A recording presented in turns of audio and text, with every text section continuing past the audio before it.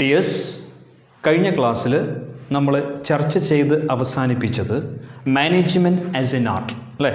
അപ്പോൾ nature of മാനേജ്മെൻറ്റിൻ്റെ ഭാഗമായിട്ട് management as a science, management as an art ഇത് നമ്മൾ ഡിസ്കസ് ചെയ്തു.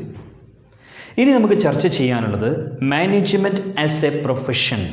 മാനേജ്മെൻറ്റ് ഒരു പ്രൊഫഷനാണോ അല്ലയോ? Whether the term management is a profession or not, ഇതാണ് നമുക്ക് ചെക്ക് ചെയ്യാനുള്ളത്. അപ്പം ഈ ഒരു ചെക്കിങ്ങിലേക്ക് നമുക്ക് നീങ്ങുമ്പോൾ നമുക്ക് ഫസ്റ്റ് അറിയേണ്ടത് മാനേജ്മെൻറ്റ് ഒരു പ്രൊഫഷനാണോ അല്ലയോ എന്ന ചെക്കിങ്ങിലേക്ക് നമ്മൾ പോകുമ്പോൾ നമുക്ക് ഫസ്റ്റ് അറിയേണ്ടത് എന്താണ് പ്രൊഫഷൻ എന്നാണ്. A profession is an occupation. It is an occupation backed by specialized knowledge,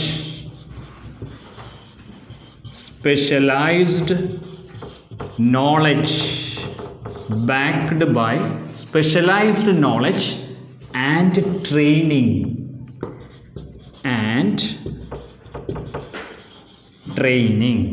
ഇതിനെയാണ് നമ്മൾ പ്രൊഫഷൻ എന്ന് പറയുന്നത്.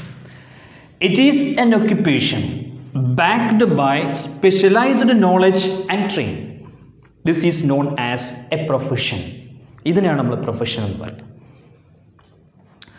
അപ്പോൾ പ്രൊഫഷൻ ഇതാണെങ്കിൽ ഈ ഒരു സെൻറ്റൻസ് ചെക്ക് ചെയ്ത് കഴിഞ്ഞാൽ നമുക്ക് പ്രൊഫഷൻ്റെ ഫീച്ചേഴ്സ് ലഭിക്കും. എന്തൊക്കെയാണ് പ്രൊഫഷൻ്റെ features? First, it is a well-defined body of knowledge. It is a well-defined body of knowledge. Well-defined body of knowledge. ഒരു പ്രൊഫഷൻ ഒരു വെൽ-ഡിഫൈൻഡ് ബോഡി ഓഫ് നോളജ് ആണ്. അപ്പോൾ പ്രൊഫഷൻ ഒരു വെൽ-ഡിഫൈൻഡ് ബോഡി ഓഫ് നോളജ് ആണ്. Okay, അപ്പം ഇതാണ് പ്രൊഫഷൻ്റെ ഒരു feature. ഇനി ഞാനിവിടെ ഒരു ഐഫോൺ ഇടുകയാണ്. ഈ ഒരു ഫീച്ചർ മാനേജ്മെൻറ്റിൽ ഉണ്ടോ എന്ന് ഞാൻ ചെക്ക് ചെയ്യാൻ പോവാണ്. Whether this feature included in the term management. Okay, നമുക്കറിയാം management is also a well defined body of knowledge. മാനേജ്മെൻറ്റും എന്ത് തന്നെയാണ്? ഒരു well defined body of knowledge തന്നെയാണ്. അപ്പം ഈ ഒരു ഫീച്ചർ, പ്രൊഫഷൻ്റെ ഈ ഒരു ഫീച്ചർ മാനേജ്മെൻറ്റുമായിട്ട് തട്ടിച്ച് നോക്കിയപ്പോൾ നമുക്ക് മനസ്സിലായി മാനേജ്മെൻറ്റ് ഒരു പ്രൊഫഷൻ തന്നെയാണ്. Next one, restricted entry. പ്രൊഫഷൻ്റെ അടുത്തൊരു feature restricted entry. Entry restrict ചെയ്യുന്നു. ആർക്കും പാഞ്ഞു കയറിയിട്ട് ഒരു പ്രൊഫഷൻ ചെയ്യാൻ പറ്റില്ല. നമ്മളൊരു പ്രൊഫഷനായിട്ട് കാണുന്ന ഒരു ഒക്യുപ്പേഷൻ എല്ലാവർക്കും പാഞ്ഞു കയറിയിട്ട് ചെയ്യാൻ പറ്റില്ല. അപ്പോൾ റെസ്ട്രിക്റ്റഡ് എൻട്രിയാണ്. Entry is restricted.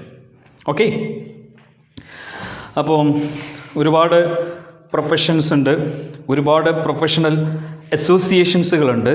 അത്തരം പ്രൊഫഷണൽ അസോസിയേഷൻസുകളൊക്കെ തന്നെ എൻട്രി റെസ്ട്രിക്റ്റ് ചെയ്യാം. എൻട്രി എല്ലാവർക്കും ഒരു എൻട്രൻസ് ടെസ്റ്റ് നടത്തും. ഒരു ടെസ്റ്റ് നടത്തിയതിന് ശേഷം ആ ടെസ്റ്റിലൂടെ പാസ്സായിട്ട് ഒരു എക്സാമിനേഷനിലൂടെ ഒക്കെ പോയിട്ടൊക്കെയാണ് ആക്ച്വലി ഇതിലേക്കുള്ളൊരു എൻട്രി, ട്രെയിനിങ് ഒക്കെ നടത്തിയിട്ടാണ് ഇതിലേക്കൊരു എൻട്രി, ഈ ഒരു പ്രൊഫഷനിലേക്ക് ഒരാൾ കയറി വരുന്നത്.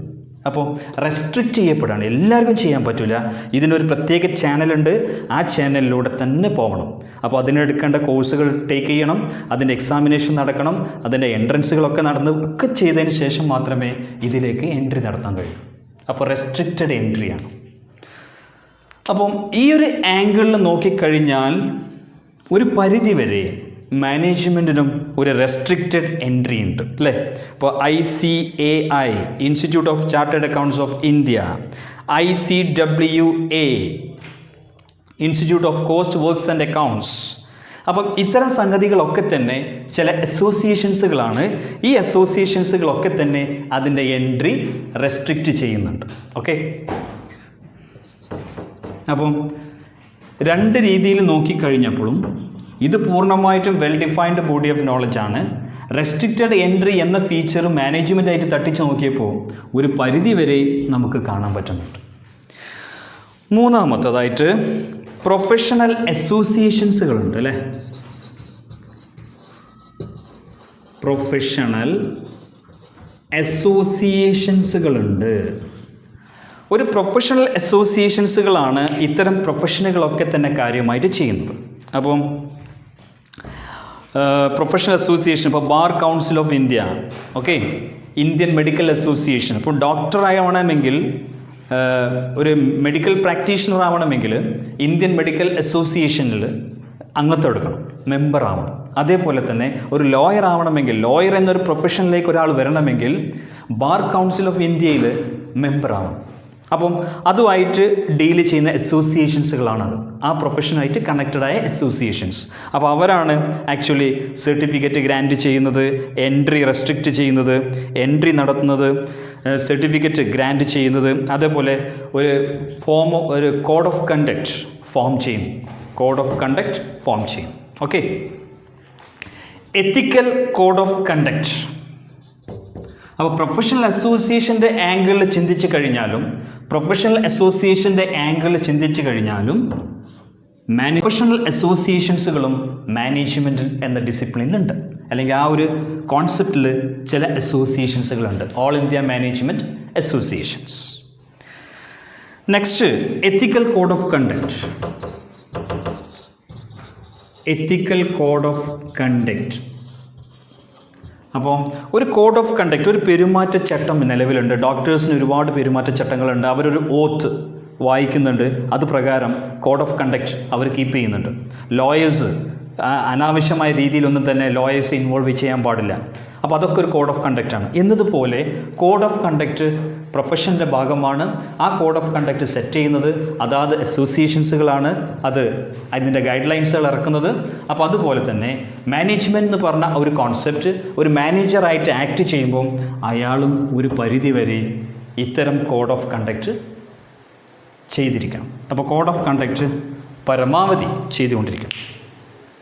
പിന്നെ സർവീസ് മോട്ടീവ്.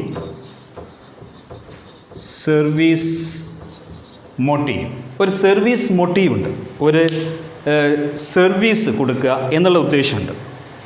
അപ്പം സർവീസിൻ്റെ എന്ന ഉദ്ദേശത്തിൽ തന്നെയാണ് മാനേജേഴ്സും അവരുടെ ഓരോ ജോബുകളും ചെയ്യുന്നത്. ഒരു പരിധിവരെ എല്ലാ മാനേജേഴ്സും സർവീസ് മോട്ടീവിൻ്റെ ബേസിൽ തന്നെയാണ്. അപ്പോൾ ഓൾ പ്രൊഫഷൻസും സർവീസ് തന്നെയാണെങ്കിൽ മാനേജേഴ്സും അവരുടെ സേവനം ഒരു പരിധിവരെ സർവീസായിട്ട് തന്നെയാണ് ചെയ്യുന്നത്. അപ്പോൾ ചുരുക്കി പറഞ്ഞാൽ well defined body of knowledge, restricted entry, professional association, ethical code of conduct, service motive. ഈ ഫീച്ചേഴ്സുകളൊക്കെ തന്നെ നമുക്ക് മാനേജ്മെൻറ്റ് എന്ന് പറഞ്ഞ ടേമിലും കാണാൻ പറ്റുന്നു, നമുക്ക് ചെക്ക് ചെയ്തപ്പോൾ. അപ്പോൾ നമുക്ക് കൺക്ലൂഡ് ചെയ്യാൻ പറ്റും,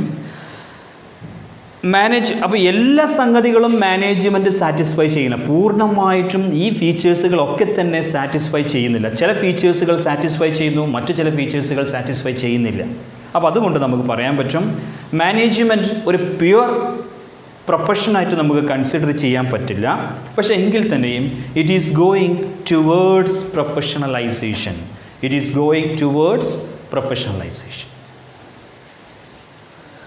അപ്പോൾ അതാണ് അതിൻ്റെ കൺക്ലൂഷൻ. ഓക്കെ, ഇപ്പോൾ it is going towards professionalisation നമ്മൾ പറയുകയാണെങ്കിൽ, ഇപ്പം ഒരുപാട് പ്രൊഫഷണൽ മാനേജേഴ്സുകളെ പല സ്ഥാപനങ്ങളും അപ്പോയിൻറ്റ് ചെയ്തുകൊണ്ടിരിക്കുകയാണ്. ഫാമിലി മെമ്പേഴ്സുകളൊക്കെ തന്നെ റീപ്ലേസ് ചെയ്തിട്ട് പ്രൊഫഷണൽ മാനേജേഴ്സിനെ അപ്പോയിൻറ്റ് ചെയ്യപ്പെടുന്നു. ഒരുപാട് പബ്ലിക് അണ്ടർടേക്കിങ്സുകളിലൊക്കെ തന്നെ പ്രൊഫഷണൽ മാനേജേഴ്സിനെ അപ്പോയിൻറ്റ് ചെയ്യപ്പെട്ടു. പിന്നെ ഈ ഒരു ടേം വൈഡ്ലി ടീച്ച് ചെയ്യപ്പെടുകയാണ്. ഈ ഒരു ടേം ബിക്കോസ് ഓൾ യൂണിവേഴ്സിറ്റീസിലും ഓൾ മാനേജ്മെൻറ്റ് ഇൻസ്റ്റിറ്റ്യൂട്ട്സുകളിലൊക്കെ തന്നെ ഈ ഒരു സബ്ജക്റ്റ്, മാനേജ്മെൻറ്റ് എന്ന് പറഞ്ഞൊരു സബ്ജക്റ്റ് പഠിപ്പിച്ചുകൊണ്ടിരിക്കുകയാണ് ഇപ്പോൾ. അപ്പോൾ ഇങ്ങനത്തെ ഫീച്ചേഴ്സുകളൊക്കെ നമ്മൾ നോക്കുമ്പോൾ we can say it is going towards professionalisation. പക്ഷേ എല്ലാ ഫീച്ചേഴ്സും സാറ്റിസ്ഫൈ ചെയ്യുന്നില്ല. ചില ഫീച്ചേഴ്സ് ഒരു പരിധി വരെ ചില ഫീച്ചേഴ്സുകളുള്ളൂ, ചില ഫീച്ചേഴ്സ് പൂർണ്ണമായിട്ടുണ്ട്. അപ്പോൾ നമ്മൾ കൺക്ലൂഡ് ചെയ്തു it is going towards professionalisation. Okay, ബാക്കി നമുക്ക് അടുത്ത ക്ലാസ്സിൽ ചർച്ച ചെയ്യാം.